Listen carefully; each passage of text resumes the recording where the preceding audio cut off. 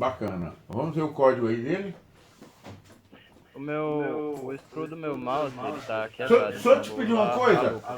Deixa eu te pedir uma coisa. Sempre que você for mostrar, dá uma ampliada na letra. Eu acho que segurando no CTRL e rodando a bolinha do mouse, ele vai expandir essa letra aí, para que todo mundo possa ver melhor. Minha bolinha do mouse tá quebrada, aí eu vou usar a lupa, pode ser? Aqui. Ótimo. Perfeito. Já ajudou Dá pra bastante. ver? Excelente. Legal. Pronto. Então você criou o HTML, o meta, body, criou o formulário apontando para o destino, o método post, criou os campos, incluiu alguns estilos, bem observado. Eu queria até ver isso aí acontecer. Bom, muitos de nós aí já tem alguma experiência com HTML. E eu acredito que daqui a pouco a gente vai ver arquivos aí, programas feitos com CSS, com coisas que nós vamos aprender bem mais na frente.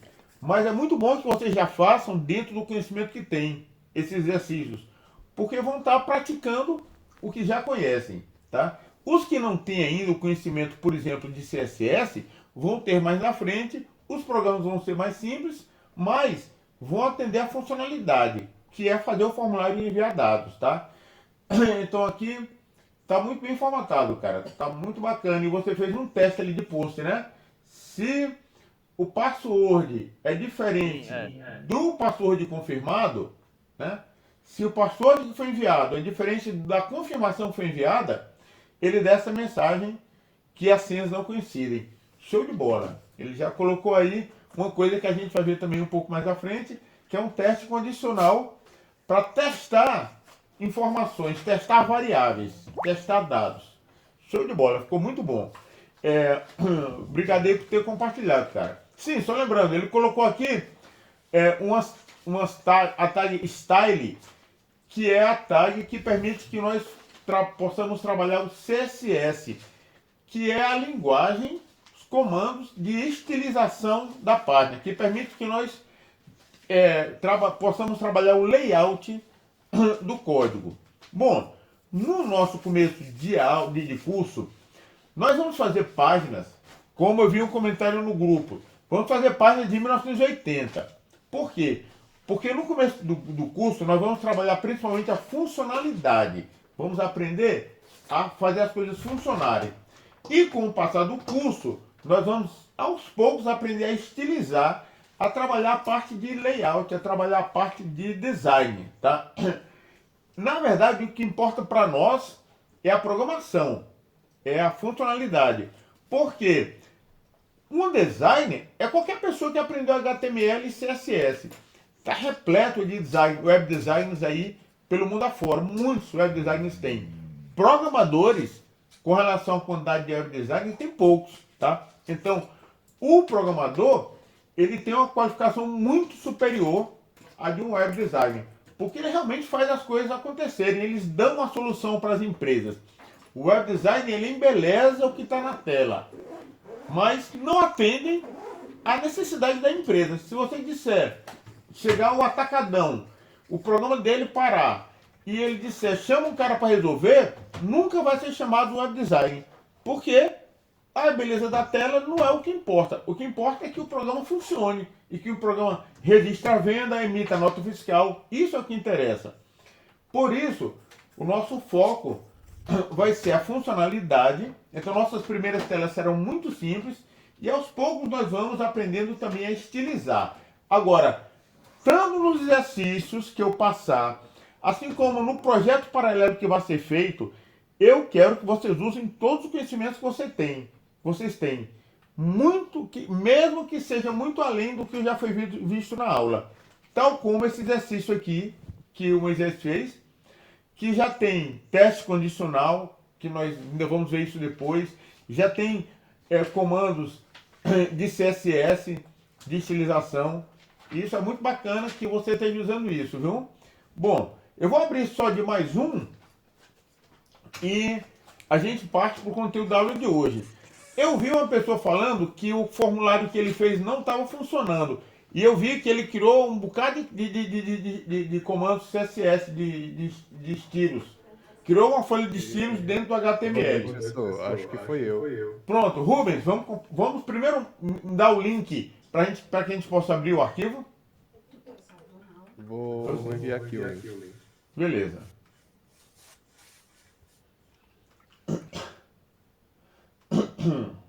Pronto, já tá no chat. Caramba, bonito, viu, cara? Formulário de cadastro. Faltou só onde preencher. Vamos juntos descobrir o porquê. Clique aqui para enviar. Eu coloquei no PHP com a condicional, porque o if, só que não tá funcionando. Na hora de aparecer o bloquinho de cadastro, né? Isso. Não aparece. Pois nós vamos já verificar isso e vamos resolver. E eu achei legal aqui, viu? Olá, nós ficamos muito felizes de ver seu cadastro. Em breve estaremos entrando em contato, através do contato, através do seu e-mail. Desejamos grato sua candidatura. Tenha um bom dia e ótima semana. Olha aí, um cadastro aqui de gente que está se candidatando a uma profissão. Show de bola. Bacana mesmo. Agora vamos olhar o código. Quer que eu compartilhe a tela? Por favor. Deixa eu... Antônio Pedro, boa noite, amigo. Boa noite. Bom? Beleza, meu amigo. Bom, vamos lá. Excelente. Começou aí o HTML, botou o título da página, bacana, e criou uma folha de estilo que são os comandos CSS que vão deixar a página toda mais bonita, mais bem formatada. Show de bola. Tudo isso aí é CSS. Aí começou ali o body do HTML mesmo, onde vai ter a tela mesmo, né? Você criou umas divs aí, que é umas tags que permitem separar área de programas com o mesmo nome de div, é como se fosse uma divisória, uma divisão de área. Colocou um formulário, form, né? Esse teu form, faltou o action, não disse para onde os dados serão enviados. Tá em branco o action, ali ó. Então tu podia botar, no caso, ou para enviar para outra página ou para a mesma, e receber os dados na mesma. Tanto faz, você aqui define aí para onde Então será aqui eu enviado. coloco só o form.php, né? Pronto. Por que você botou só o form e não o endereço completo? Porque como é no mesmo servidor e na mesma pasta, basta você botar o nome do arquivo. Você botando só o nome do arquivo, ele vai procurar esse arquivo na mesma pasta. Se fosse em outra pasta, você daria o caminho completo, se fosse em outra pasta, tá? Aí bacana, você criou aí a tag label, que escreve o nome do que vai ser preenchido no campo de texto. Criou um campo chamado nome do tipo texto e botou uma tag importante, required, que é informando que tem que ser preenchido esse campo, senão o campo não passa. Legal. Então pronto, criou todos. O que está errado aí, viu? Eu vou te explicar. Vamos para o primeiro, onde tem label nome e embaixo tem o nome. O label é a palavra que vai aparecer antes do campo. E a entrada não é label, a entrada é input. A primeira linha está certo. Essa tag label é para escrever a palavra nome antes do input, antes da entrada de dados. Só que embaixo não é label de novo, embaixo é input. Então aqui é input, né? E é input, que é a tag que permite montar a caixinha de texto para você digitar. Então tudo que faltou foi isso aí. Essa tag input, existem muitas tags de entrada de dados. A gente viu apenas, começou a ver a tag input, porque ela é a mais usada de todas, né? Ela é a mais importante. Então, o que faltou no seu programa foi os inputs. O último que você botou foi do submit, não é isso? Aí, detalhe, antes de você salvar e a gente ver, o teu form deve enviar realmente para o mesmo arquivo, porque o código PHP está ali que recebe os dados. Eu achei curioso, você botou o PHP abaixo do formulário. Bacana, ele vai preencher esses dados aí. Aqui já estava preenchendo. Já estava preenchendo, não é isso? Da planilha. Planilha não, né? No seu formulário. Só que para fazer lá, não dá para fazer só dessa forma aqui. Aí, eu pesquisando, eu vi que tem que colocar uma tag que é essa daqui. Colocar... Não. Eu não entendi como é. Essa tag aí, tudo que ela faz é desenhar na tela uma linha horizontal. Essa tag HR, viu? Não é isso. Mas vamos descobrir o que aconteceu. Primeira coisa, salva. Pronto, vou salvar aqui. E vamos rodar lá novamente. Eu vou rodar na minha tela aqui. Pode rodar aí mesmo para todo mundo ver. Roda aí no navegador que a gente acompanha contigo mesmo. Manda atualizar essa página aí. Ela chega, eu divido a tela pra... Tá ótimo aí. Pronto, agora os campos estão aí. Preencha aí alguns deles. Algum deles. Perfeito. Eu fiz bastante experimento pra ver, já Ah, tá muito tudo bem. salvo já. Vamos enviar? Aí enviando, tá aqui, ó. Olha lá, olá Rubens Moraes. Nós ficamos muito felizes em receber seu cadastro. Em breve estaremos em contato. Show de bola. Vamos melhorar só uma coisa aí, Rubens. Essa mensagem só era para aparecer depois do envio, não é isso? Isso. Então vamos lá no código. No código, tá vendo o if ali? If request match igual a post. Basta você botar assim, cara. If $post submit, que é o nome. A tag submit você não deu nome a ela. Dê o nome a ela ali, por favor. O input submit, lá em cima, Calma aí, nos calma aí. inputs, você não botou o name dele. Dá um name para ele. Todos os inputs tem que ter um campo name, para que esse campo tenha um nome, tá? Então, opa, caiu a conexão, né? Pronto. Então, aí nesse input, o primeiro campo você bota logo o nome. Antes do type, você bota logo o nome. Todo input, veja que começa, pronto. Name, chama ele de submit mesmo. Name igual, abre aspas. Opa, submit. Pronto, o nome dele é submit. Então lá embaixo é do tipo submit, perfeito. O nome dele é submit, o tipo dele é do tipo submit e o valor é aquela frase que aparece lá. Agora, aqui no if, você bota if $post submit, $post, Aqui vai se substituir pelo post. post, Ensinou tudo isso ontem. o post maiúsculo. Não, isso aqui tem coisa que eu não ensinei ainda. Basta botar dentro da aspa submit. Aqui tu botou requer de método. Opa, faltou a chave, viu? Faltou é chave o nome disso aí? Não, é colchete, é? Se for retinho, é colchete. Colchete, faltou o colchete. Isso. O submit dentro do colchete. Pronto, fecha colchete. Aí pode apagar o resto todinho, até eu fechar aspa. O submit bota em minúsculo, porque o nome da tag lá está em minúsculo, tá? Esse nome da tag é sensível ao case, maiúsculo ou minúsculo. O que quer dizer isso aí? Isso aí diz, se foi enviado alguma coisa com o nome submit, aí ele vai realizar o if. E esse if não foi fechado, ele foi aberto. Foi fechado sim ali. Só dá uma dica importante. Dentro do if, você deve dar tab nos eixos para afastar. Pessoal, esse if ainda não é conhecimento do curso não, viu? A gente vai chegar nisso. Quem não está entendendo nada, não tem problema. Esse eixo aí, o primeiro eixo, dá um tab antes dele. O primeiro eixo, embaixo. Na linha, não, o if não. Tudo bem, o if pode ser também. Pronto. E o fechamento do if, a linha com o if, lá embaixo, o fechamento do if. Não, lá na linha seguinte. Esse colchete aí embaixo, essa chave aí embaixo. Pronto, olhe bem. Pronto, o if começou ali e terminou aqui. Tudo isso aqui está dentro do if. Entendeu? Salva lá e vamos rodar novamente. Salvei. Aí, agora você vai clicar Enter lá em cima e não apertar Submit. Tecle Enter lá em cima. Clique lá no navegador, não, clique lá na barra de endereços. Sem enviar formulário, senão ele vai considerar que você enviou. Cancela aí. Vai lá em cima na barra de endereços e tecla Enter. Porque você está chamando o site. Tá vendo que não apareceu nada embaixo? Agora vamos preencher. E enviar. Show de bola. Perfeito. Só mostrou os dados quando foram enviados. Ficou muito bacana.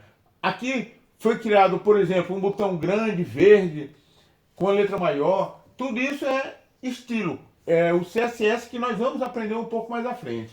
Bom, eu espero que a grande maioria tenha feito seus exercícios, tá? Como a gente não pode perder tanto tempo, todo dia eu vou ver alguns aleatoriamente. E a gente continua no conteúdo. Então vamos voltar para o conteúdo. Eu vou compartilhar minha tela, viu? Pronto, eu vou parar de compartilhar aqui. Tá ótimo.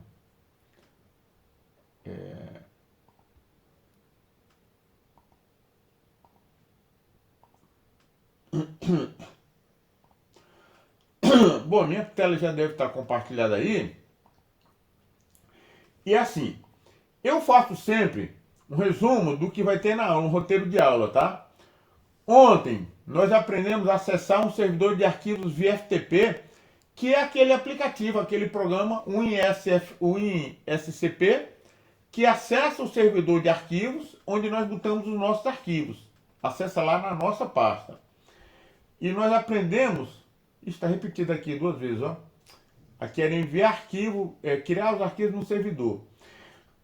Nós fizemos edição e execução de um programa Alô Mundo em PHP, tivemos uma introdução ao HTML, criamos um formulário básico e fizemos com que o PHP recebesse os dados desse formulário e mostrasse, tá? Na aula de hoje, vamos começar com uma rápida revisão do HTML básico.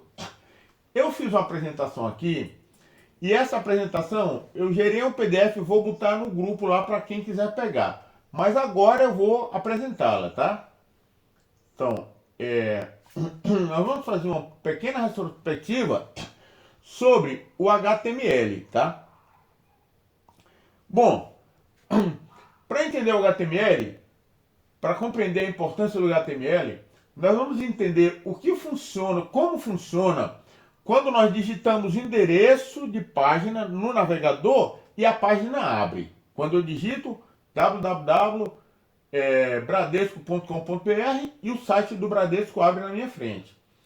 Quando você digita o navegador no endereço, quando você digita o endereço de um site no navegador e que tecla Enter, o seu navegador faz uma requisição ao provedor de internet. Ele faz um pedido que o provedor de internet providencie a busca desse site. Por exemplo, bradesco.com.br.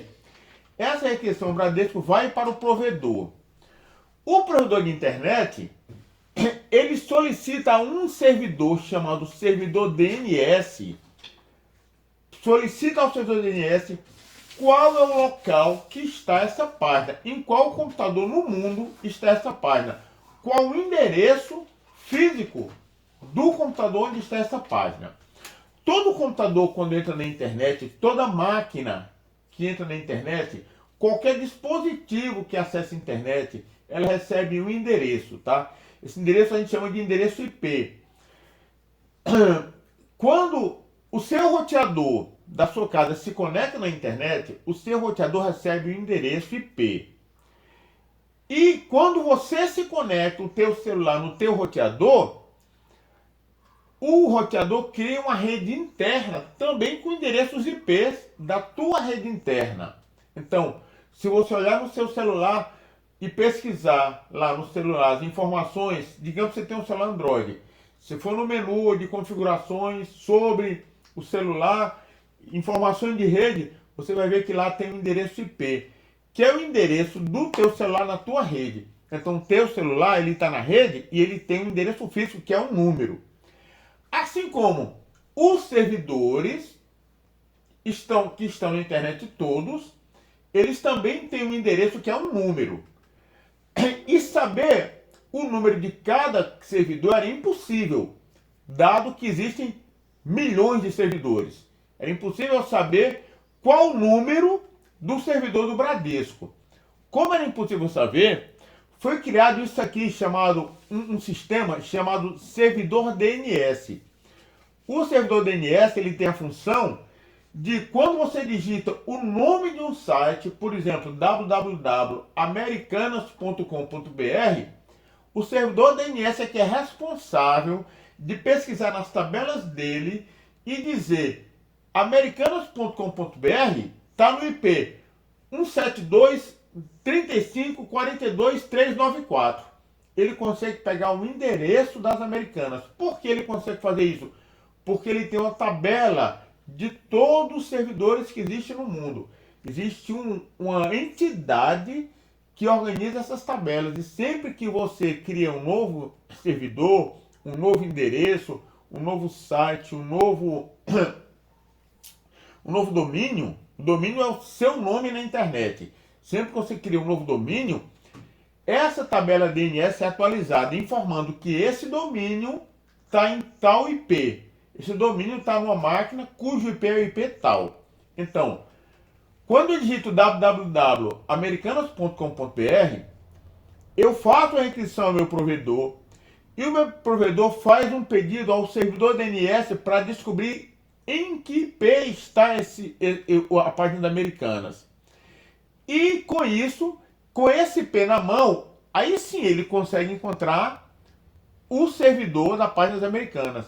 Porque todo servidor de internet tem um endereço físico e com esse endereço você chega nele. Assim como o endereço da nossa casa, qualquer pessoa consegue chegar na nossa casa. Então, quando você digita um site de internet, é feita uma requisição ao provedor, que faz uma pesquisa ao servidor DNS e descobre onde é que está a página e faz uma solicitação da página ao servidor web. Aí vamos agora para esse pedaço aqui do servidor web. O servidor web é o servidor de páginas, tá? O servidor web é uma máquina que armazena as páginas de todo mundo. Existem dezenas de servidores web pelo mundo. Como eu comentei ontem, nós temos um aluno do curso, que é o André Bento. Eu não sei se a empresa dele ainda se chama JatoNet. Ainda é a JatoNet, André? Oi, Alenquer, é Rede Tecnologia. Bacana. Já foi a JatoNet no passado, não é isso? Já era separado. Essa Perfeito, parte aí dos pronto. servidores web. Perfeito. Então, Hoje eu unifiquei tudo. bacana, rapaz. Então o André tem um servidor web chamado Rede Tecnologia, que armazena as páginas dos clientes dele, tá? Em que o Bradesco, se contratar o servidor do André, é lá que ficarão os arquivos do Bradesco, certo? É lá que estarão as páginas armazenadas. Então, quando é feita essa requisição aqui, que o provedor encontra o servidor e manda a requisição para o servidor, é esse servidor web que pega o arquivo solicitado e manda de volta para o cliente o arquivo, que é um arquivo HTML, um arquivo que vem na linguagem que o navegador reconhece, que é a linguagem HTML. Só que tem um detalhe importante. Quando o servidor web recebe essa requisição, o pedido, quando o servidor web recebe um pedido da página, do arquivo, antes de enviar o arquivo, ele analisa o que tem dentro desse arquivo. Porque se ele encontrar, por exemplo, dentro desse arquivo, códigos em PHP, o que é que ele faz? O seu navegador de internet, ele não sabe o que é PHP, ele só sabe o que é HTML. Então não adianta essa página vir com código PHP para o seu navegador. O que é que o servidor faz? O servidor web solicita ao PHP, ao servidor PHP, que execute os comandos PHP, tá? E após executar os comandos PHP, o servidor PHP devolve o resultado para o servidor web. E depois que o servidor web recebe o resultado que o PHP realizou, ele manda para o seu navegador. Então, quando dentro do código tem código HTML, o servidor web vem para cá, manda o servidor PHP executar os códigos, e o servidor PHP, após executar os códigos, ele devolve os dados no formato do HTML. Eu esqueci de botar um desenhozinho aqui, HTML aqui, que deveria ter desenhado aqui, tá? Porque o que o servidor PHP devolve é HTML para que o servidor web possa mandar para o seu navegador. Detalhe também, se o servidor PHP, dentro dos comandos PHP, tiver uma requisição a banco de dados SQL, o servidor PHP manda um pedido para um servidor de dados. No nosso caso, a gente vai aprender um banco de dados chamado MySQL. Ele manda um pedido para esse servidor. Esse servidor faz a manipulação dos dados que o PHP pediu e devolve para o PHP os dados manipulados. E o servidor PHP pega o resultado de tudo, transforma em HTML e manda para o servidor web. Aí é que o servidor web manda a página pronta para o usuário final. Então, o servidor web, quando há feito uma requisição de uma página, ele não devolve o arquivo imediatamente para a pessoa. Ele analisa o arquivo. E, dentre outras coisas, por exemplo, se ele achar códigos PHP, ele solicita um servidor PHP que execute os comandos. O PHP, se encontrar códigos SQL, solicita o servidor MySQL que opere os bancos de dados. E essa informação volta para o servidor web. Aí é que vem como HTML para o navegador, e o navegador monta a página na tela, porque o que o navegador entende é de HTML. Na verdade, o navegador também entende de JavaScript, que a gente vai chegar a ver isso lá para o final do curso. Mas, esse é o fluxo de quando você digita o endereço na internet que vai para o servidor e que volta em forma de uma página, tá? Eu vou mostrar uma coisa aqui a vocês, que é o seguinte. No nosso exemplo, que nós estamos tendo na aula, a gente botou lá em cima, alenquer.net.br/php/ eu vou trocar aqui de professor para aluno 01. Opa, faltou uma barra aqui. Aluno 01/teste/transform.php. Bom, esse endereço aqui, gente, essa primeira parte, tá? É o domínio que o domínio é o seu nome registrado na internet. É o domínio. E cada domínio que é o seu nome registrado na internet, ele tem um endereço físico, ele tem um IP que ele contém o IP de qual servidor está armazenando esse domínio, tá? Então, daqui até a primeira barra é o domínio. Aqui como casasbahia.com.br. Isso aqui é o domínio. Se tivesse uma barra aqui no final, não fazia diferença, ia abrir igualzinho, tá? Isso aqui é o domínio. Detalhe, se você botar o domínio sem www, também abre. Mas o www é só para lembrar e para informar o navegador que eu estou abrindo um arquivo do tipo www, estou abrindo um arquivo HTML. Embora esse protocolo HTTPS também informa ao navegador que aí vem um arquivo HTML. Mas o mais importante por enquanto é que essa primeira palavra é o domínio, que é o seu site, que é o endereço de onde estão os seus arquivos. A partir dessa barra, o que nós temos aqui são diretórios, pastas. Diretório é uma expressão muito antiga, eu peço perdão de ter me referido a isso.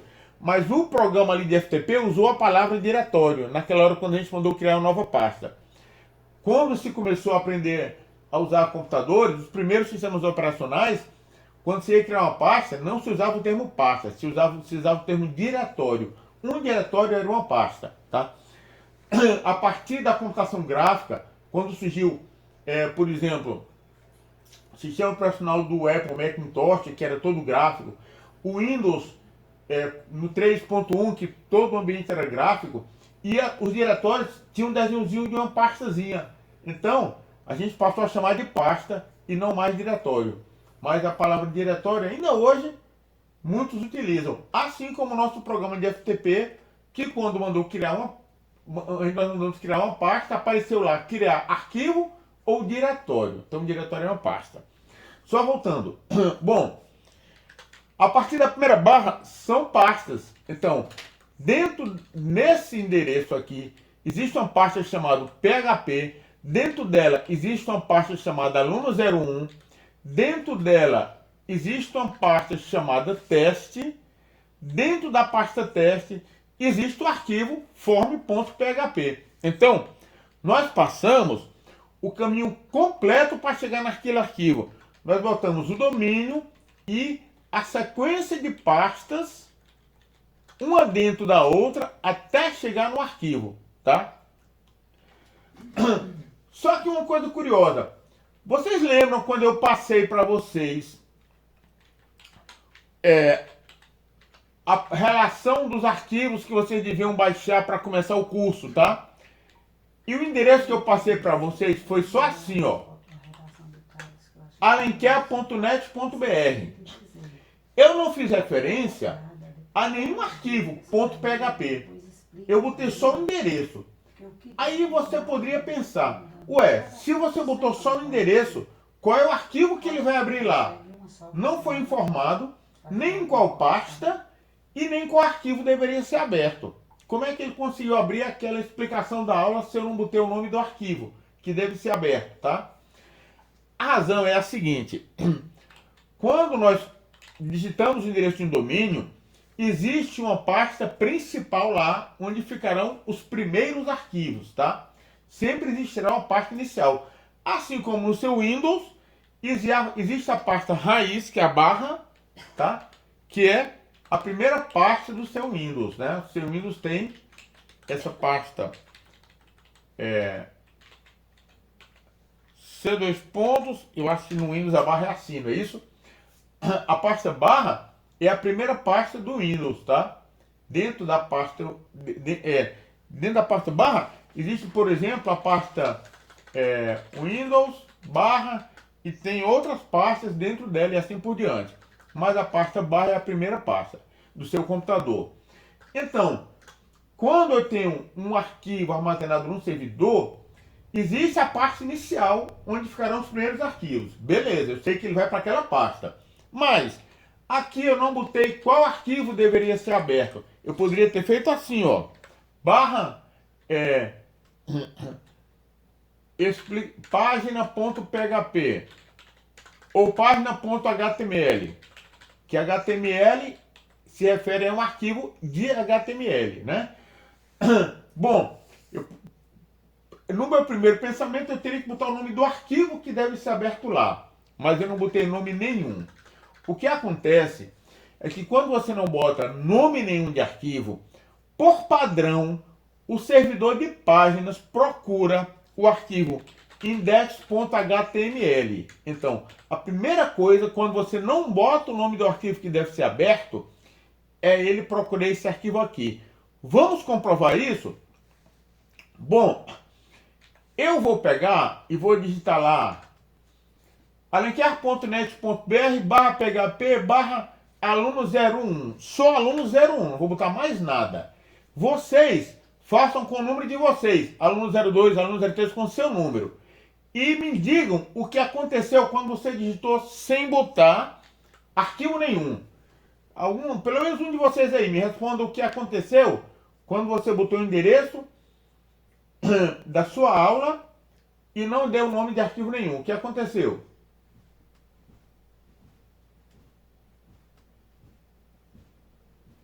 Professor, aqui no meu deu erro. Beleza, muito bem. Em todos vai dar erro.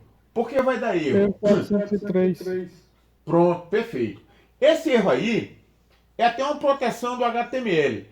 Como você não disse qual era o arquivo, você não sabe o que é para ir buscar lá, ele preferiu não mostrar nada, ele disse que deu um erro. Bom,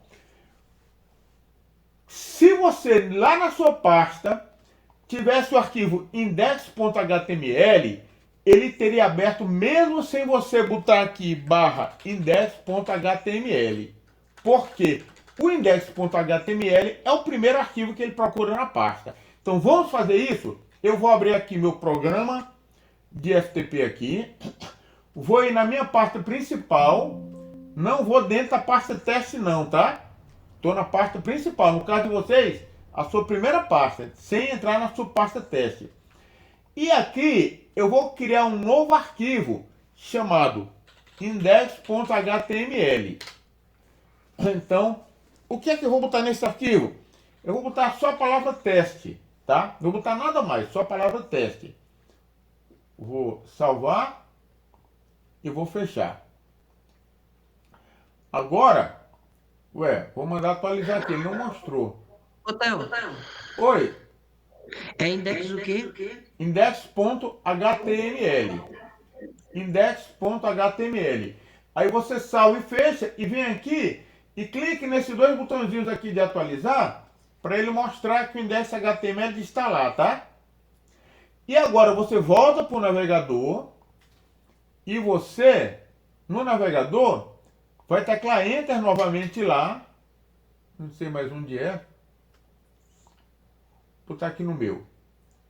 PHP professor.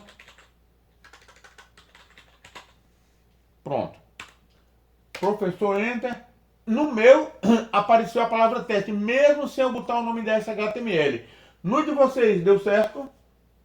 Deu certo, apareceu o teste. Professor, eu perdi o passo a passo, como é mesmo? Pronto. Pra criar o Bom, index. o que é que nós vamos fazer? Nesse programa aqui, o programa de criar os arquivos, né? O programa de transferir os arquivos, o programa de FTP, que quando nós entramos, essa área da direita é seu endereço lá no servidor, tá? Então, aqui, você vai para a sua pasta principal. Não é dentro da pasta teste não, viu? Volta para a pasta anterior e para na sua pasta principal. Na sua pasta principal, você vai apertar o botão direito, criar novo arquivo, e o arquivo você vai chamar de index.html. Index.html. Aí ele vai abrir o editor de texto com o arquivo em branco. Aí você vai simplesmente botar a palavra teste e salvar. Vai salvar. Vai Pronto, voltar deu para certo aqui. Show de bola. Então, acredito que deu certo para todo mundo. Ô, Theo, Pode falar, amiguinho. eu parei na parte onde cria. Aí eu botei o nome lá, teste, e agora faz o quê?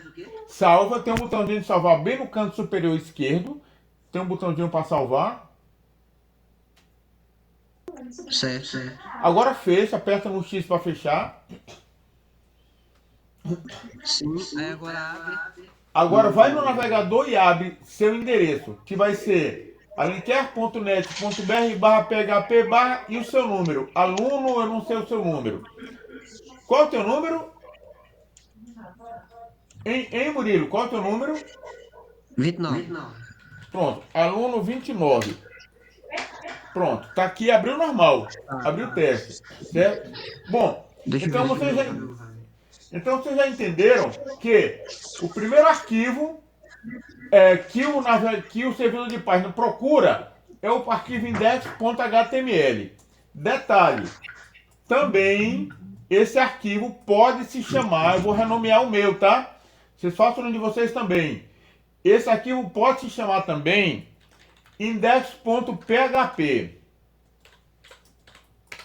Se o arquivo for index.php, o servidor também encontra, mesmo sem você digitar o nome. Então, se eu mandar aqui atualizar, ele vai não reclamar nada. Para garantir que realmente eu estou vendo ele atualizado, eu vou mandar editar, botão direito editar, e vou botar aqui teste PHP. Vou salvar. E vou mandar atualizar lá no navegador, tá? Atualizar. Oi. HTM também vai, viu? Ah, bacana. Boa explicação. Não tem HTML. Se botar HTML também vai conseguir abrir. Index.html. Viu? Vai abrir novamente. Obrigado, viu, André? Show de bola. Bom, com isso a gente aprendeu que se tiver o arquivo index lá, ele vai conseguir abrir mesmo sem eu botar um nome. Então a gente já sabe. Quando eu digito aqui, por exemplo,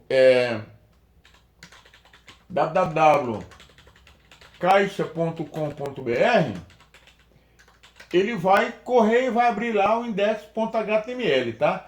Só que o index.html dele já pulou para outros endereços e já botou aqui, ó. Ele já foi para a pasta páginas, e dentro da pasta páginas ele rodou um arquivo em ASP. Tá vendo? Eu nem sabia que se usava ASP ainda hoje.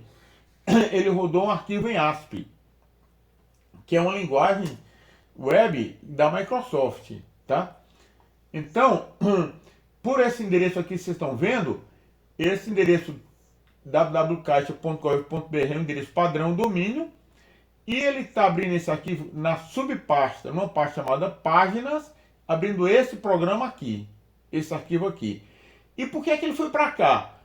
Existia o index HTML lá, mas o index HTML dele já tem um comando que redireciona automaticamente para essa página aqui. A gente vai aprender a fazer isso também. Bom, vamos voltar onde nós estávamos.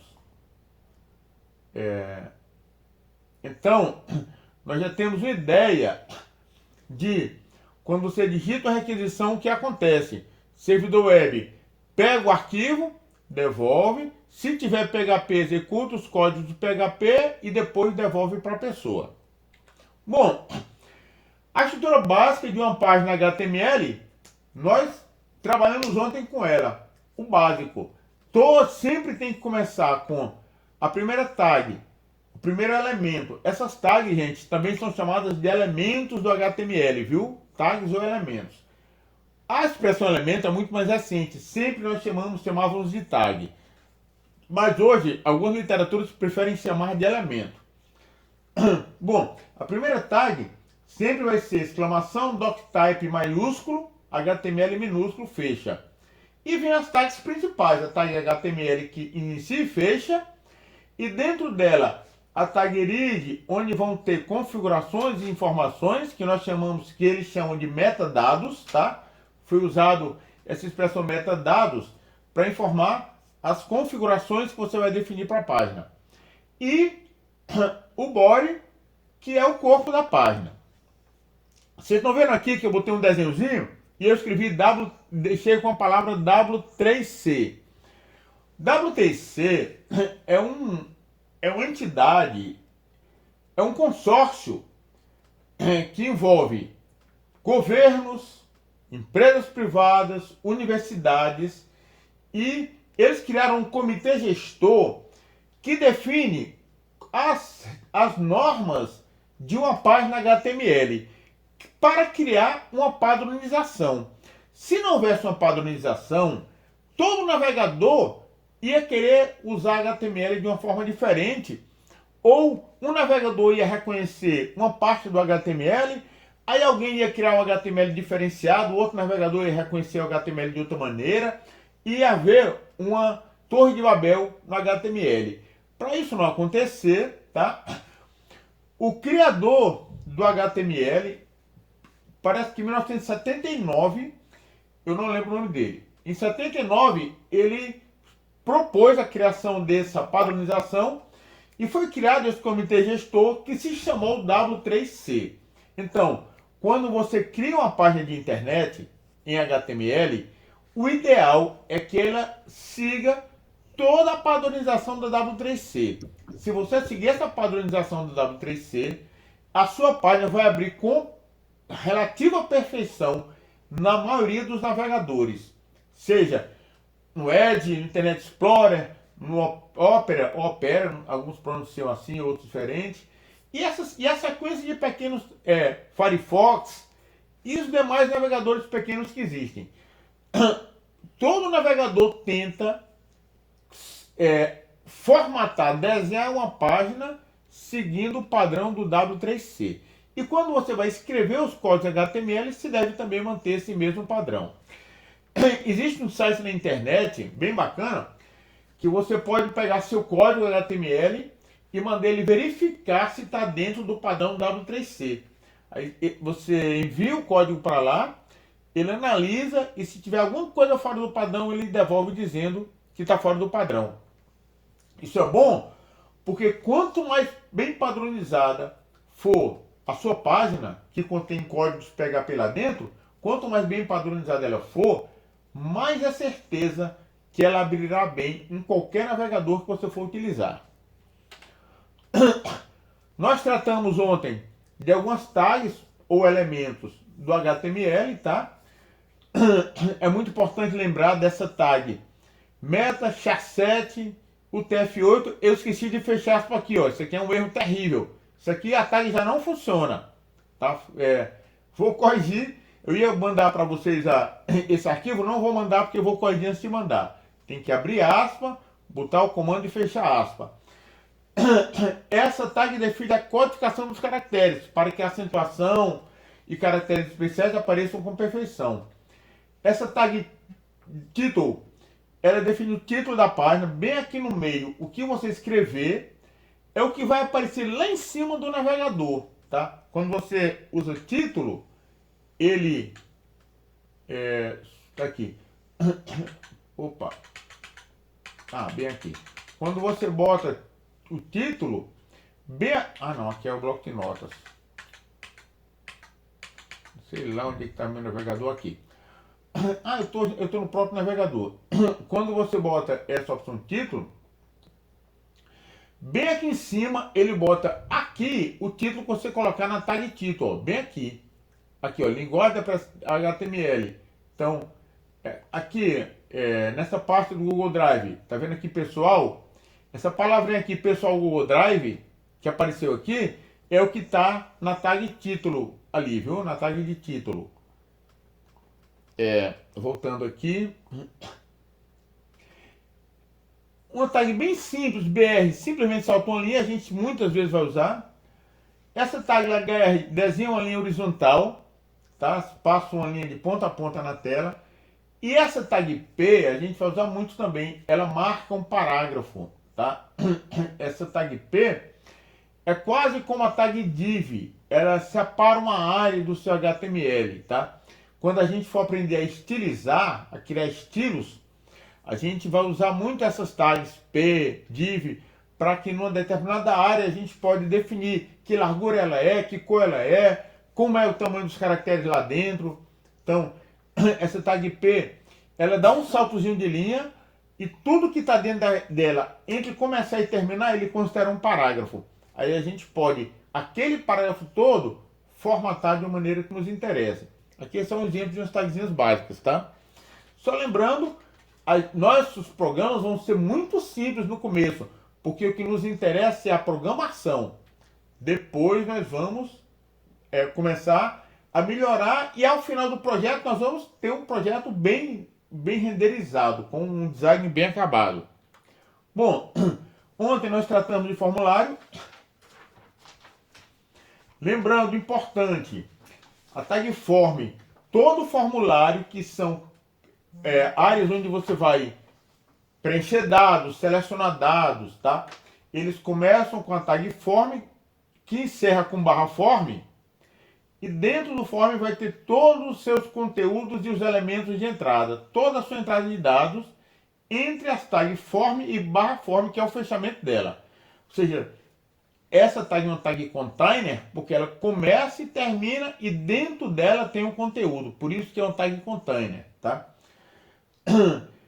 É muito importante lembrar que o action é o nome do arquivo que o form vai abrir, que às vezes é o próprio arquivo, ou pode ser outro qualquer. E o método, é muito importante colocar que é o método como os dados estão sendo enviados, tá? Então lembrando que no action o destino é uma página, é o arquivo que ele vai abrir, tá? Podendo ser a mesma página, podendo ser o mesmo arquivo desse form, ele abrir ele mesmo, tá?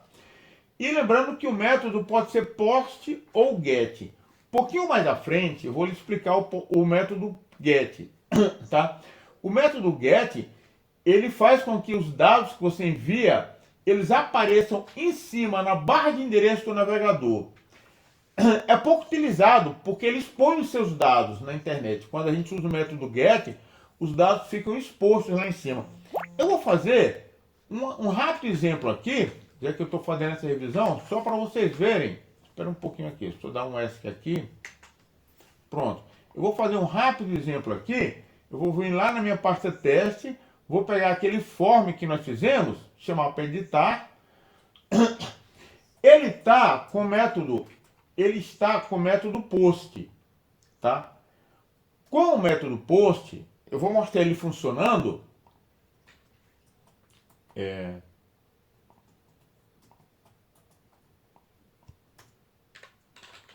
Professor /teste form.php. Bom, vou botar aqui tel 123. Olha aqui em cima na barra do navegador que o que está aberto é esse form.php, tá dentro da pasta teste. Eu vou enviar, salvar dados. Ele enviou, ó, o nome enviado foi tel, o celular 123. E veja aqui que o que ele abriu foi o form PHP na pasta teste. Na barra de endereços, não fala quais foram os dados enviados. o PHP que foi lá, pegou os dados e mostrou na tela com o comando eixo. Agora eu vou fazer uma mudança nesse formulário. Não precisa vocês fazerem, tá? Em vez de post, eu vou dizer que o método é get. Mudei o método agora é get.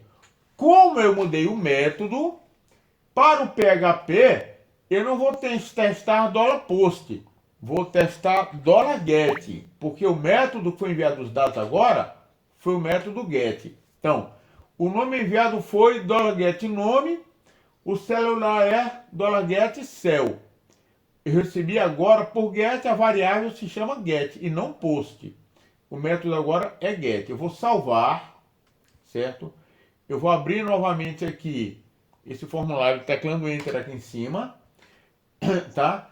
E agora eu vou enviar tel 123 e vou enviar dados. Veja o que aconteceu. Olha aqui em cima da barra do navegador. A letra deve estar pequena aí, mas eu vou copiar, isso aqui e vou botar no bloco de notas que eu consigo aumentar a letra. Então, Pode falar, amiguinho. qual a vantagem de eu expor os dados que eu estou enviando lá em cima? Na barra do Realmente endereço? é uma ideia completamente desvantajosa. Porque você está expondo os dados aí que estão sendo enviados. Alguém pode, qualquer pessoa olhando, já sabe quais são os campos que existem. E isso é um caminho para a pessoa tentar incluir dados sem ser pelo seu programa. Digitando o endereço, preenchendo os dados aqui diretamente em cima e fazendo com que o seu programa receba dados que não foi enviados por você mesmo, né? Basicamente um SQL inject. Pronto, isso aí você usou a expressão certa.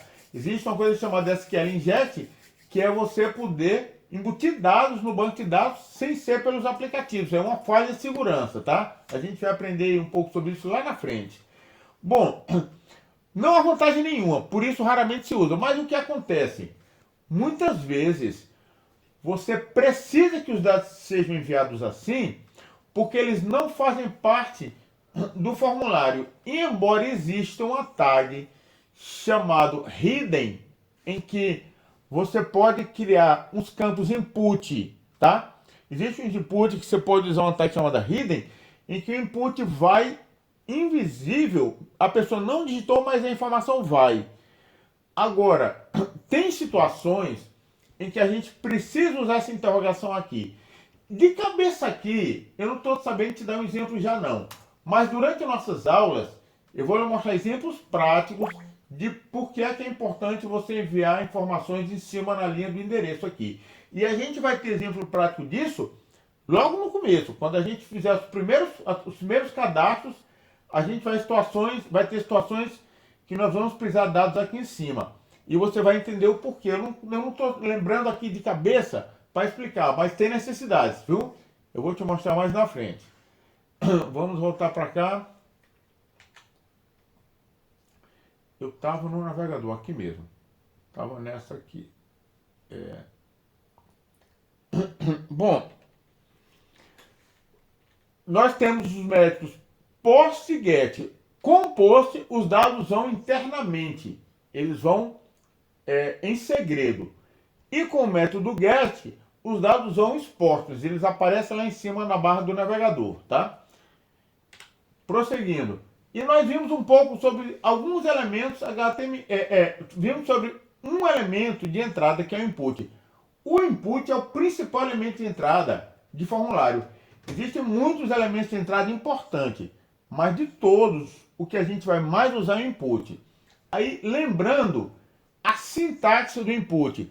A sintaxe é como é que se escreve o comando input, a tag input, tá? Como é que ela é formatada. A tag input tem que ter o type, que é informando que tipo de input é esse. Tem que ter a tag name, que é informando o nome do campo, para quando o dado for enviado, ele vai enviado com esse nome. E você pode também usar a tag value, já colocando um valor dentro do campo. E no caso de submit, o value dizendo o título do botão que vai enviar. Se eu usar esse valor aqui sem ser um submit, ele faz com que o campo já comece com o valor. Vou lhe dar um exemplo rapidamente aqui. No meu input aqui. Input, name, nome, type text, value.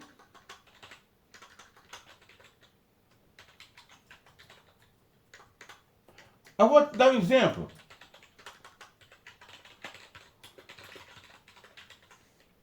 Esse meu input aqui, em vez de nome, é cidade, tá? O nome dele é chamado de city, cidade mesmo. Tipo texto, e o value é esse aqui, Juazeiro do Norte. Lá em cima, eu vou corrigir meu programa.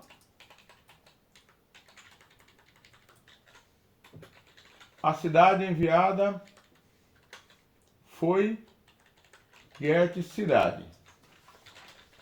Bom, aqui nesse input do campo cidade, o nome do campo é cidade, eu botei um value Juazeiro do Norte, tá vendo? Vou salvar esse arquivo aqui, vou abrir lá no HTML, vou abrir lá no navegador, tá? Aqui, só apagar aqui isso tudo aqui em cima, vou teclar Enter. Então veja, o campo nome já veio com a palavra Juazeiro do Norte. Por sinal, eu esqueci de corrigir lá, né? Era o título do campo, que eu botei nome aqui na frente, tá vendo? Ó? Era para me ter trocado por cidade. Cidade, o input. O nome do campo é cidade, o tipo é texto e o valor Juazeiro do Norte. Bom, por que que eu quero um campo já com o valor preenchido? Pronto, cidade Juazeiro do Norte. Por que que eu quero? Porque às vezes você vai de um programa para um determinado nicho de cliente e tem campos que quase sempre o que vai ser preenchido é aquilo. Então você já deixa preenchido uma coisa padrão que quando houver necessidade o cara vem, apaga e escreve outra coisa por cima no lugar. Vem aqui e escreve Maragogi. Bom, deu um branco aqui. Bom, esse campo valor...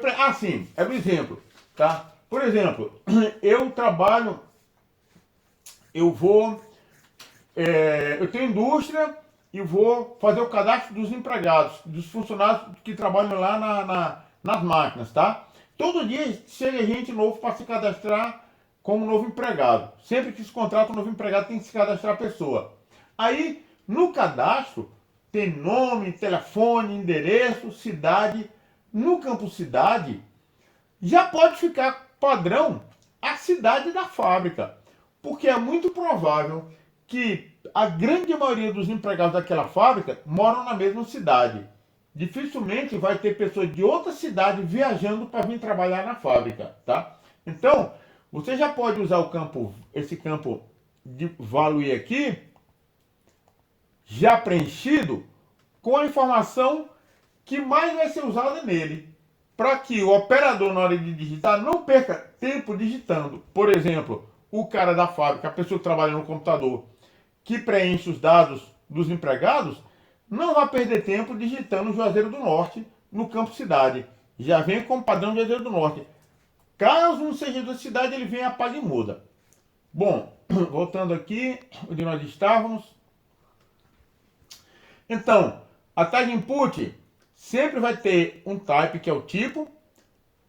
Name, obrigatoriamente toda tag tem que ter um nome, porque senão, na hora de enviar, sem nome, como é que chega lá no destino? E esse value é opcional. Você, se botar um valor, ele já preenche o campo com aquele valor, tá? Eu botei aqui alguns exemplos do type. A type text, ela recebe um string, ou seja, um dado alfanumérico, que pode conter letras, números, símbolos, qualquer conteúdo serve para um texto, até conteúdos numéricos. Eu posso criar um campo ano do nascimento e botei ele do tipo texto mesmo, porque ele vai digitar, mesmo ele digitando um número, ele vai como string, tá? Existe um tag do tipo e-mail, que recebe um e-mail, tá? A tag e-mail, se você preencher essa tag de controle required, na hora de enviar, se não tiver o arroba lá, ele não deixa passar. Ele só deixa passar se tiver preenchido e se tiver o arroba do e-mail. Senão ele sabe que aquilo ali não é um e-mail. Existe uma tag do tipo, existe um type do tipo date. A type, se você botar um input do tipo date, ele já monta um botãozinho para você clicar e abrir um calendário para você selecionar a data, tá? É bem interessante o tipo date. Existe um type do tipo number que recebe dados numéricos, um tag do tipo password que recebe uma senha, ela bota os asteriscos para ninguém ver a senha, tá? E a tag que a gente mostrou submit, que a gente já viu, que é o input de enviar os dados, que gera o botão de enviar. Então, tudo isso aqui são alguns exemplos de type na tag input, desse parâmetro type na tag input. Isso aqui não é tag não, isso aqui é parâmetro. Parâmetro para type pode ser um desses tipos, existem muitos outros. Eu li alguns exemplos aqui. Existem também, dentro do input, alguns parâmetros de controle, como esse required, como esse autofocus, como esse placeholder. Vou dar um exemplo do required aqui, tá? Esse required diz o seguinte: se eu vim aqui e disser input name igual a cell type text e eu botar required aqui, certo? Botei required, vou salvar. Vou sair daqui, eu vou entrar lá no arquivo novamente.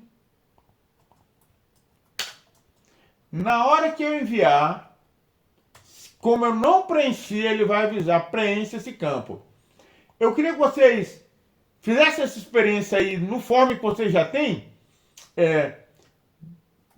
dentro do input, ó, antes de encerrar o input, aqui fecha, tá vendo? Ó, esse input começou aqui com esse sinal de maior, o comando, a tag é input, aqui são os parâmetros name, type, e eu incluí uma tag de controle aqui dentro, required, tá?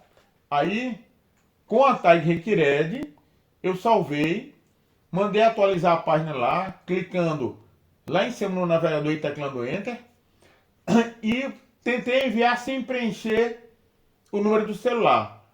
E o que aconteceu? Ele não deixou. Preencha esse campo. Só deixa enviar com o campo preenchido. Gostaria que vocês experimentassem isso aí rapidamente.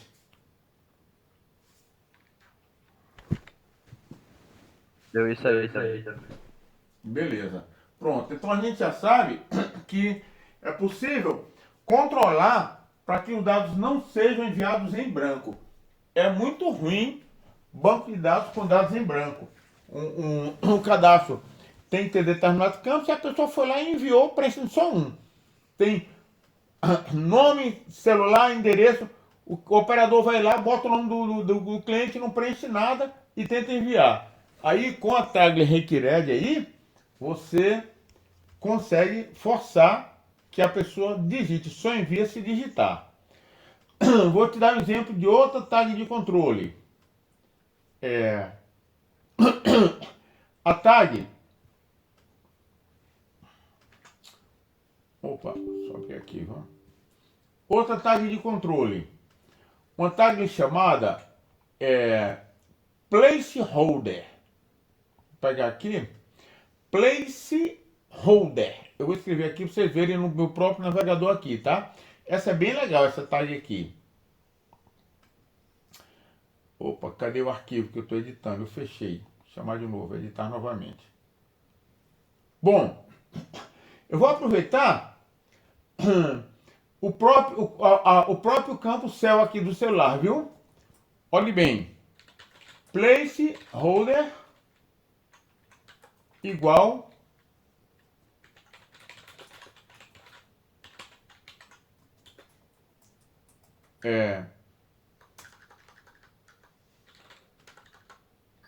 Esse é o que fica dentro, quase invisível, né, Top? É.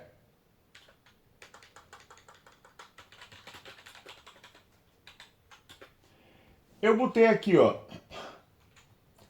Esse holder tá errado, não tá? Acho que é com H ou não? Não lembro. Se eu não me engano, é com H, professor. Acho que é com H sim, tá errado aqui, viu? Eu acho que agora a minha tabela tá errada também, eu vou corrigir aqui. Isso aqui é com H. Não é com R não.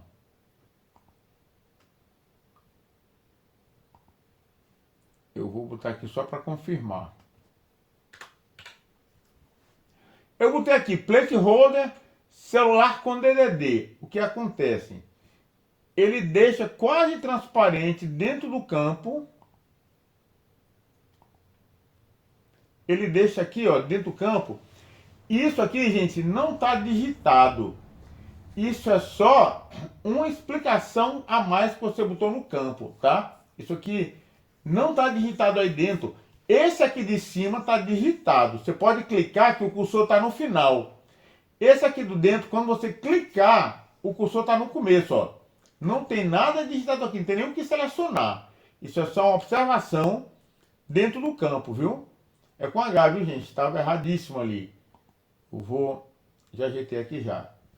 Sim, teve outra coisa que eu disse que ia ajeitar, o que foi, hein? Sim, fechar aspa ali.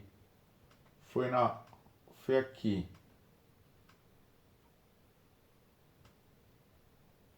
Não, foi aqui, foi. O TF8. Corrigir aqui para quando for enviar para vocês, enviar correto. Bom, placeholder. Alguém experimentou? Sim. Deixa eu entrar aqui. Theo, Pode falar, amiguinho. volta lá pra ver o código. Com certeza. Ó, tudo que eu fiz dentro da tag input, eu dei espaço e coloquei placeholder, aí igual, abre aspa, o que eu quero que apareça, fecha aspa, e espaço para o próximo parâmetro aqui, viu? Lembrando, uma coisa importante, a ordem desses parâmetros não importa. Esse required pode estar como primeiro, o name pode estar como último, o type pode estar no final. Agora, por padrão, como o mais importante de todos é o nome, é bom botar o nome logo no começo para você já ver de cara o nome do campo. E o segundo que eu considero mais importante é o type, que diz que tipo de input é esse. Aí normalmente a gente bota name type e depois bota os demais campos. Bom, posso prosseguir? Alô, posso prosseguir? Pode sim, Top. Beleza. Eu tô no código aqui só pra testar. Mas Tô colocando o get. não, mas o get não precisava não, cara. Podia ser um post mesmo. Mas tudo bem.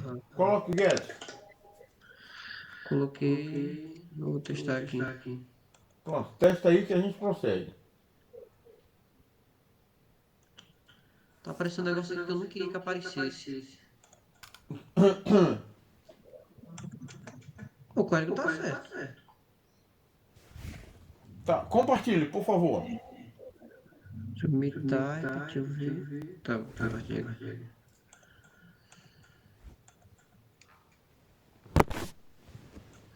Deixa eu ver, tá no correto, cadê?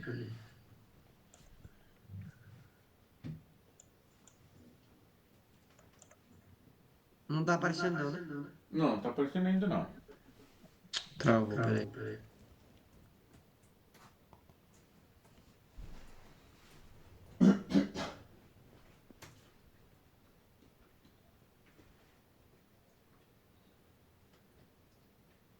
Olha, já tá mais que os atalhos, viu? Ele vai vir de volta.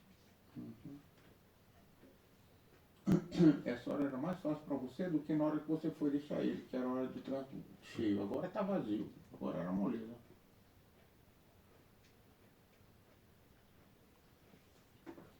Vamos lá.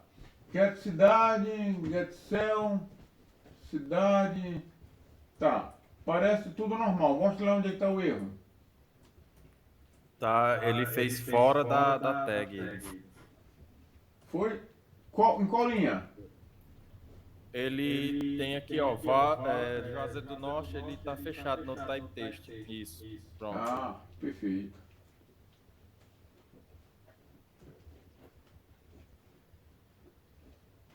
Vamos olhar lá de novo, vamos para lá de novo. Input name, cidade, type text. Mande salvar, você não salvou, salve. Aí tá tudo certo. Vamos lá agora e manda atualizar. Tecla Enter lá em cima. Show de bola. Beleza. Tá funcionando o plate holder e tá funcionando o outro lá. Show de bola. Bom, voltando aqui. Então,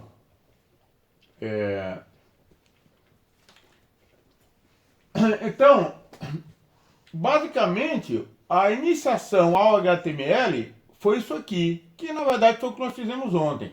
Mas hoje nós temos um conceito melhor de entendendo como é esse fluxo aqui, tá? E revemos um pouco sobre tags e entendemos o formulário, tá? Agora nós vamos entrar num ambiente novo. Nosso tempo é curto. Se ninguém se incomodar, a gente se estende pelo menos até 9h30. Dá para vocês? Dá sim, pra mim dá. Pra mim dá certo. Beleza, então vamos em frente. Ótimo. Então vamos em frente. Perfeito. Bom, aqui na aula, primeiro a gente tem uma revisão do HTML básico que nós fizemos, que acabamos de aprender, tá? Agora, vamos acessar um servidor MySQL, tá? Bom, dificilmente a gente vai conseguir acessar esse servidor hoje, porque eu quero dar uma noção básica de HTML para vocês. O que é HTML? O que é HTML? MySQL. O que é MySQL? MySQL é um servidor de banco de dados, tá? O banco de dados não é um banco com dados para a gente jogar, não, como está nesse desenho aqui, não. O banco de dados é um local onde vão se armazenar informações. Então é um banco onde, em vez de guardar dinheiro, a gente guarda informações, guarda dados, tá? E tudo na computação, particularmente na computação comercial, ela se baseia em guardar informações e guardar dados. Não existe aplicação comercial sem cadastro. Não existe nada sem cadastro. Para tudo é necessário que você grave informações. Então, desde as primeiras linguagens de programação, o objetivo das linguagens, como principal objetivo, tinha-se o interesse de gravar informações, gravar dados. E cada linguagem, no começo, foi atrás de gravar seus dados à sua maneira. Eu programei numa linguagem que, à minha época, 40 anos atrás, era a linguagem principal no ambiente acadêmico, que era a linguagem Pascal. Pascal era a linguagem que ensinava a programar de forma estruturada, era uma linguagem linda. E naquele tempo não existia, o Pascal não tinha acesso a banco de dados, então nós criávamos nosso banco de dados com arquivo de texto no Pascal. E mesmo assim, eu tenho um colega meu que desenvolveu um sistema de hotel grande, de Fortaleza, hotel de 20 andares, com dezenas de apartamentos, e tinha um sistema completo administrativo, feito com Pascal, e os bancos de dados criados na mão, dentro de arquivo de texto, que esse meu colega criou as rotinas de criar os arquivos de dados dele. Mas o que acontece? Em determinado ano, que eu não lembro que ano foi, a IBM criou uma estrutura de gravar dados, criou uma maneira, um sistema, um aplicativo para manipular dados, que ela chamou de SQL, tá? Era uma linguagem, esse S eu não lembro o que é. O que é de query, que é de consulta. Linguagem baseada em consulta. Deixa eu lembrar aqui o que quer dizer SQL, viu? O que quer dizer SQL.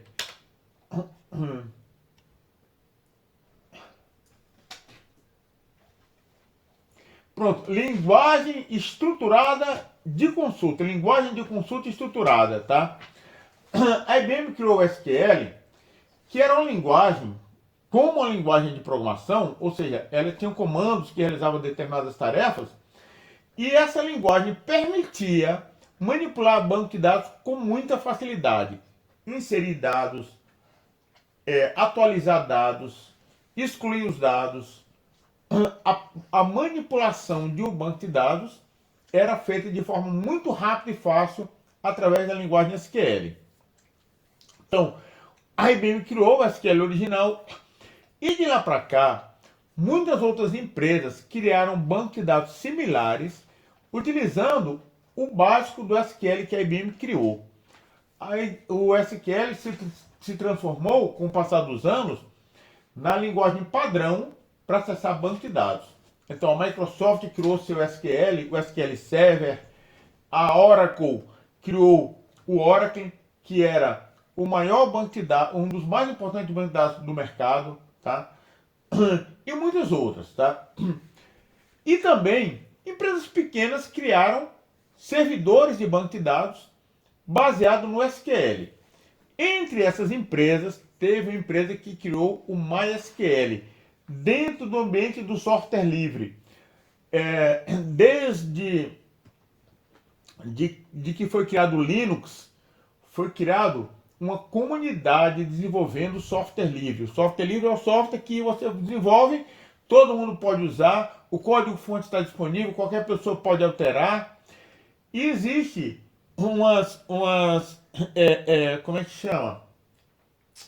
Poxa vida. A licença, o contrato de licença do software livre, por padrão, ele diz uma coisa mais ou menos assim.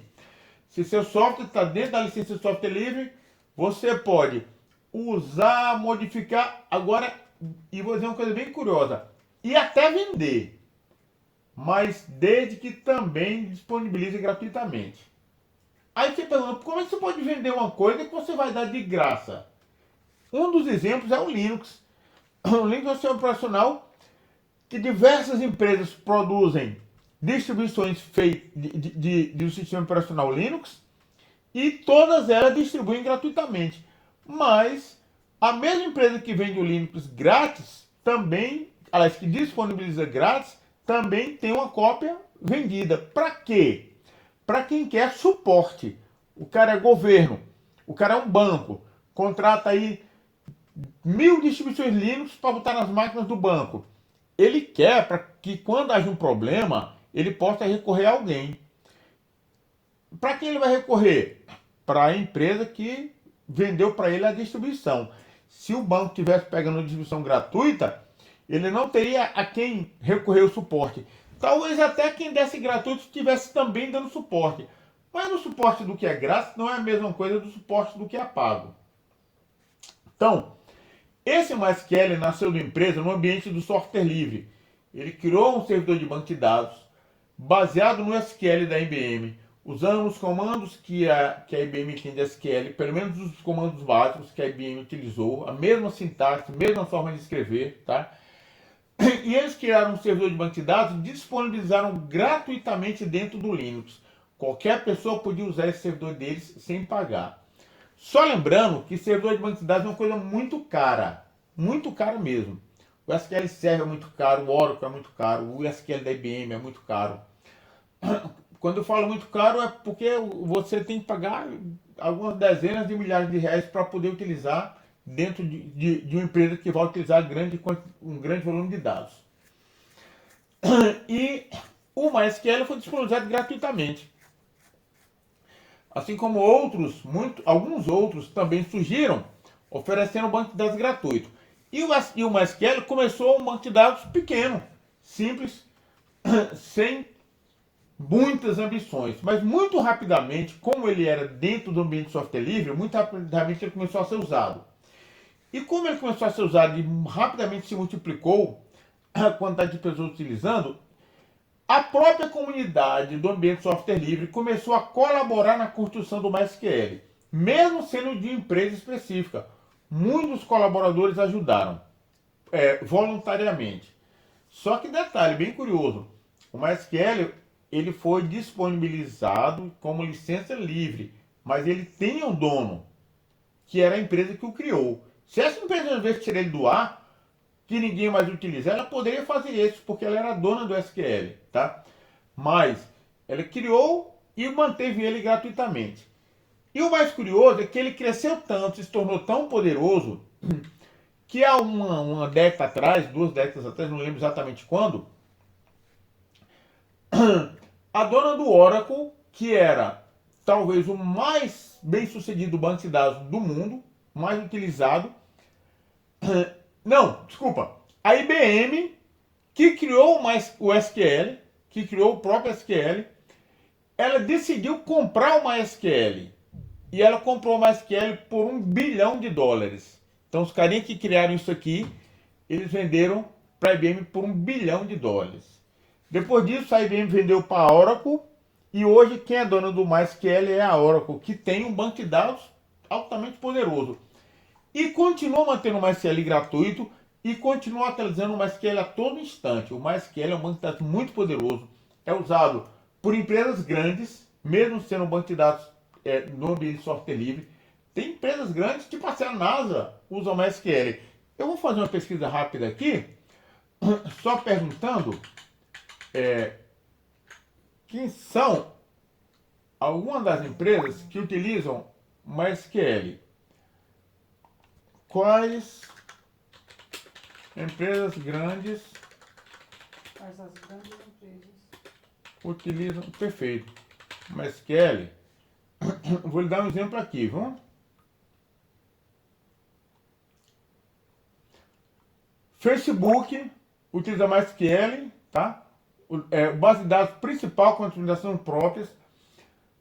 O Google utiliza MySQL, aquele LinkedIn, que é aquele banco de dados profissional, aquela rede social profissional, utiliza MySQL, o Twitter, tá?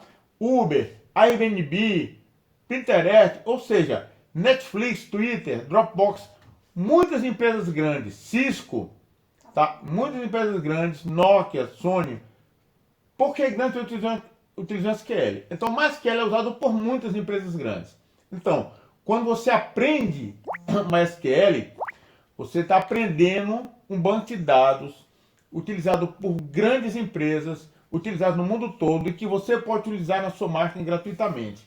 Detalhe importante: saber manipular um banco de dados, saber operar um servidor de banco de dados, por si só já é profissão, mesmo para quem não sabe programar. O cara ser um administrador de banco de dados, ele tem mercado de trabalho, tem empresas que contratam um cara só específico para desenvolver queries complexas, queries que vão atender a uma determinada solução. Tem o profissional de TI que é especialista só em banco de dados, tá? Então, a gente vai aprender a usar SQL para usar junto com nossos programas, e isso vai ser um ganho de conhecimento para a nossa vida toda. Então vamos lá. Um banco de dados é um local onde a gente vai armazenar dados. E nesse banco de dados, nós criamos tabelas de dados. Então, um servidor web, ele normalmente se conecta a um servidor de banco de dados, tá? E o servidor de banco de dados, através do servidor de banco de dados, a gente consegue acessar as tabelas de dados que contém lá armazenada, tá? Uma tabela de dados é como uma relação, uma lista de dados. Por exemplo, uma planilha. Eu acredito que a grande maioria aí já deva ter feito uma planilha na vida. Algum de vocês nunca viu uma planilha? Tem alguém que não sabe o que é uma planilha? Não. Então, pressupõe que todo mundo não conhece planilha, então todo mundo deve ter ideia do que é um banco de dados. O banco de dados é como essa relação. E quando a gente usa a expressão banco de dados relacional, a gente usa a palavra relacional por duas razões. A primeira, porque os dados estão em forma de relação. É uma relação de dados, como aqui está. Como você fala, me dá a relação dos alunos? A relação dos alunos, essa lista aqui. Outra razão de se expressar banco de dados relacional é porque as tabelas se relacionam umas com outras, tá? Por exemplo, a tabela de produtos, onde tem a lista de produtos com nome, endereço, imagem dos produtos, etc., ela está relacionada com a tabela de categorias, porque a tabela de categorias contém as categorias possíveis de produtos, como, por exemplo, produtos de limpeza, produtos de manutenção, produtos de veículos, autopeças, tá?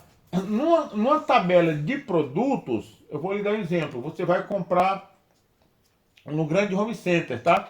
Tem todo tipo de produto que você imaginar. Então, os produtos, eles têm categorias, como Utilidades do lar. utilidades do lar. Então, determinados produtos são de uma categoria de utilidades do lar. E no nosso banco de dados, existe uma tabela das categorias.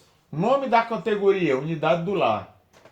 E os produtos estão relacionados a essas categorias. Umas tabelas se relacionam com outras, tá? Eita, caí.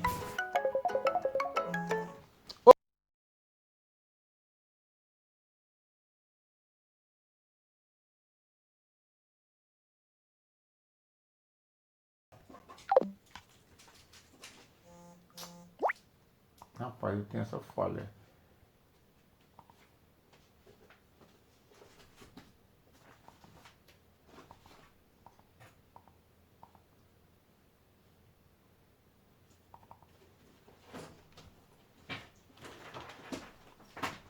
Tu até tinha dito pra eu avisar, não foi?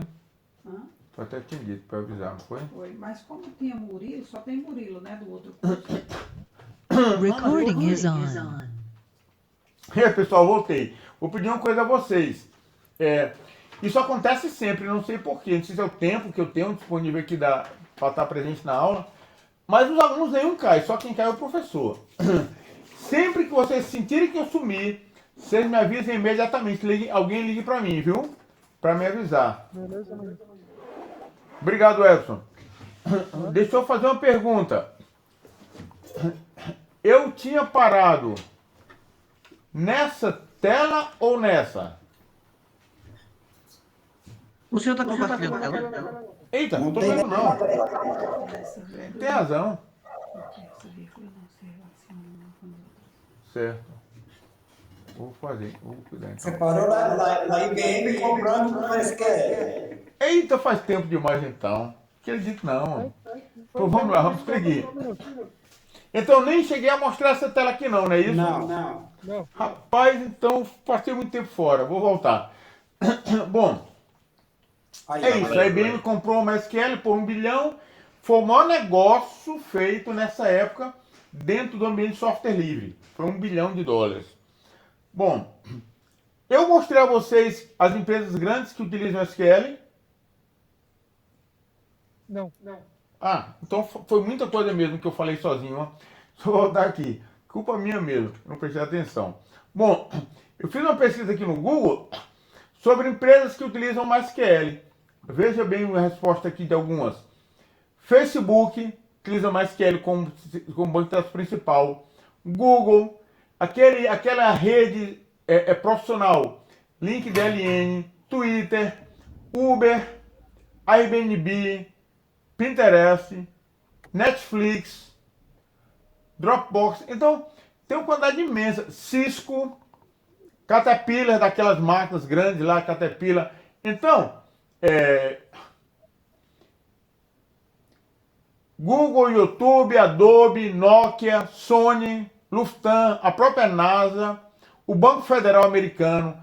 Então, são muitas empresas de grande porte que utilizam o banco de dados MySQL, tá? Não quer dizer que lá só tem esse banco de dados, não. Mas também utilizam o banco de dados MySQL. Então, aprender MySQL é uma coisa muito importante, porque até mesmo você pode se tornar um profissional somente de banco de dados.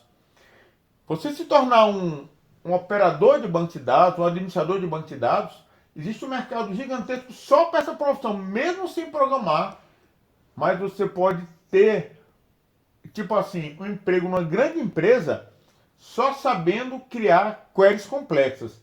Porque os programadores, eles não perdem tempo nem sequer montando a query. Eles solicitam ao gerente de banco de dados que cria as consultas, as queries, que são as consultas, e entreguem prontas. Então, saber banco de dados é uma coisa muito importante. Na verdade, é São essencial. famosos DBAs, né? Os DBAs, exatamente. Muito bem, meu amiguinho. Bom, um banco de dados, um servidor de banco de dados, é um sistema que está numa máquina gravando informações e lendo informações em forma de tabelas. Todos os dados são gravados em tabelas específicas. As tabelas, elas são muito parecidas com planilhas de Excel. Uma tabela com uma relação, uma lista de dados, tal como uma planilha. Tem algum de vocês aqui que nunca fez uma planilha, não sabe o que é uma planilha?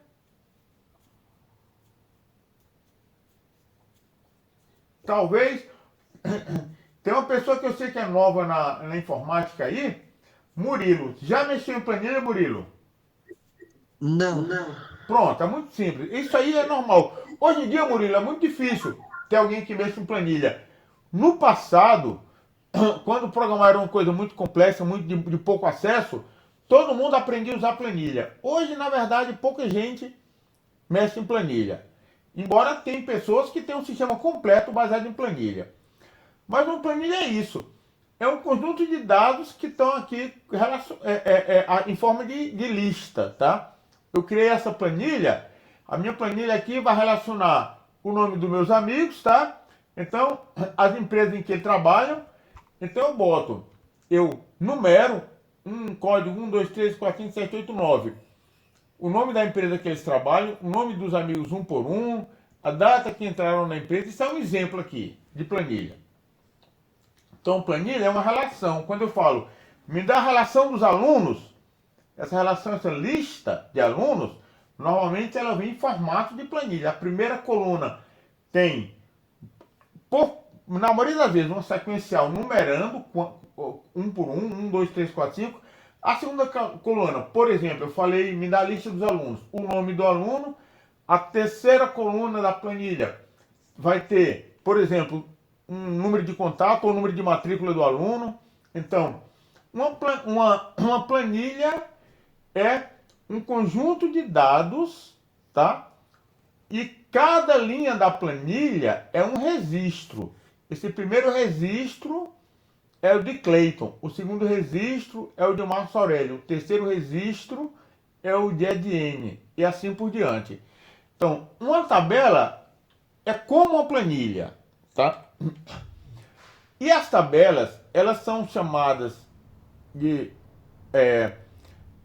esse banco de dados que vamos aprender é um banco de dados relacional, não só porque ele apresenta os dados em forma de uma relação, mas porque as tabelas, elas se relacionam umas com outras, tá? Por exemplo, eu tenho uma tabela que vai guardar os dados dos produtos de um supermercado.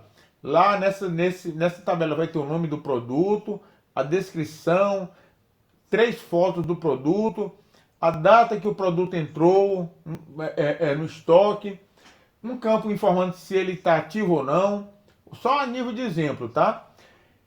E existe uma tabela de categorias, onde existem as categorias de produtos. Eu chego no Home Center, lá tem produtos de utilidade do lar, produtos, máquinas e equipamentos, produtos de limpeza, produtos de pintura, que são diversas coisas relacionadas com pintura.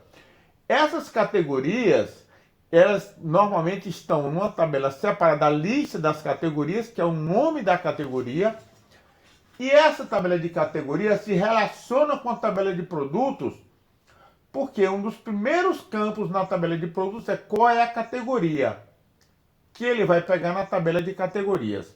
Então, as tabelas que nós vamos criar, elas se relacionam umas com outras. Por isso que esse banco de dados se chama um banco de dados relacional, tá? E nesse banco de dados, nós vamos criar tabelas, tá? Bom, vamos entender um pouquinho aqui, 9h15, só um rápido exemplo aqui. Peraí, viu? Google.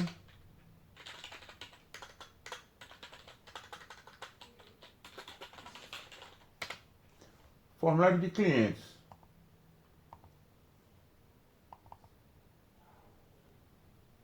Com o Google Workspace, tá tudo junto. Caramba, abriu foi um vídeo. Deixa eu pegar aqui imagens, tá? Imagens. Pronto. Aqui está exemplo de uma tabela chamada clientes de uma empresa financeira. Então, os campos que vão ser gravados dos clientes são esses. O primeiro campo é o nome do cliente, segundo é o CPF, terceiro é o RG, data do nascimento, endereço, qual a ocupação dele, o que é que ele faz, qual o fone ou celular dele, o e-mail e a cidade. Então, essa tabela é a tabela dos dados básicos do cliente. E vai existir uma segunda tabela que vai conter o histórico de movimentação dele. Nessa tabela de histórico de movimentação, vão ser preenchidas data da movimentação, o que movimentação foi essa, se foi movimentação de débito, ou seja, saiu dinheiro, ou de crédito entrou dinheiro, e o saldo, qual saldo que ele vai ficar. Aqui é preenchido o valor de débito, aqui o valor de crédito. Bom, aqui nessa nossa tela tem duas tabelas que se relacionam. Essa tabela é a tabela principal e essa é a tabela de detalhes. Vamos pensar agora só na tabela principal. A tabela principal, veja que ela é composta por campos. E os campos, elas contêm informações diferentes. O primeiro campo, cliente, que na verdade é o nome do cliente, é um campo bem grande que vai conter o nome completo, uma palavra escrita. O segundo campo, que é CPF, vai conter apenas o número do CPF. O número do CPF tem um tamanho fixo. Nós sabemos quantos caracteres são o CPF. Então é um campo que a gente pode definir a largura dele. Esse de cima não. O nome do cliente, tem pessoas que têm nome curto, tem pessoas que têm nome enorme.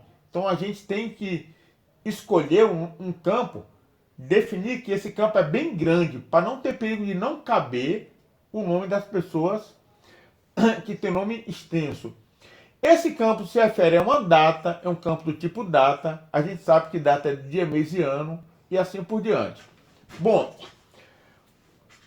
veja, naquele exemplo que eu dei aqui de planilha, veja que aqui em cima equivale aos campos. Essa planilha eu vou chamar de tabela. Essa tabela, o primeiro campo é código, cada pessoa recebeu um código. O segundo campo é empresa, é o nome da empresa que vai ser gravado, que vai ser cadastrado para ele. Terceiro campo, o nome do amigo, é o nome, não sei porque é que é o nome do amigo aqui nessa planilha. Ah, é porque é uma relação de amigos. O terceiro campo é o nome do amigo. Então veja que aqueles campos são cabeçalho da planilha. E os dados são preenchidos, para cada pessoa são preenchidos todos os campos, tá? Bom, quando nós formos criarmos uma tabela, a gente vai criar um comando create table que define o cabeçalho aqui da tabela, quais são os campos que vão ser utilizados. Veja que a primeira linha são quais são os campos que serão gravados. Aqui ele botou código, empresa, nome e data. Não informou nem que data é essa. O create table é essa primeira linha. Eu vou definir quais são os campos que vão conter na minha tabela. E o comando insert, que nós vamos aprender depois, vai preencher essa tabela com os dados. Então, uma tabela de dados Eita, é... Pode falar, filho. Esse saco preto é o lixeiro? O lixo de vocês? É assim. Então, essa tabela, ela é equivalente ao formulário e esses campos serão o cabeçalho da nossa tabela. Esses campos serão os campos que nós vamos ter que definir na criação da tabela. Quais campos vão conter, tá? Bom, a hora está bem avançada. Nós vamos parar e na aula de amanhã, quando nós começarmos a aula, a gente já vai começar acessando o servidor de dados e criando nossa primeira tabela. Eu vou criar uma tabela bem simplesinha com vocês e nós vamos aprender a inserir dados nela manualmente e vamos aprender a inserir dados dela via programação PHP, via programa PHP. Então, hoje, já são 9h20, demos essa introdução. Eu espero que vocês tenham gostado. Muitas vezes vai acontecer isso. O meu plano é uma aula muito prática, como nós tivemos na primeira aula. Mas a gente sempre vai parar para pegar um pouco de teoria. Porque a teoria nos ajuda a compreender melhor isso que a gente está praticando. Então nossa aula hoje foi quase toda teórica. Essa planilha que eu mostrei de HTML eu vou disponibilizar no grupo. E amanhã nós começaremos... E amanhã nós começaremos... Opa, deu um erro aí, quer ver? Só um minuto. E amanhã nós começaremos a trabalhar arquivos SQL, viu? Gostaria de saber se alguém quer fazer alguma pergunta.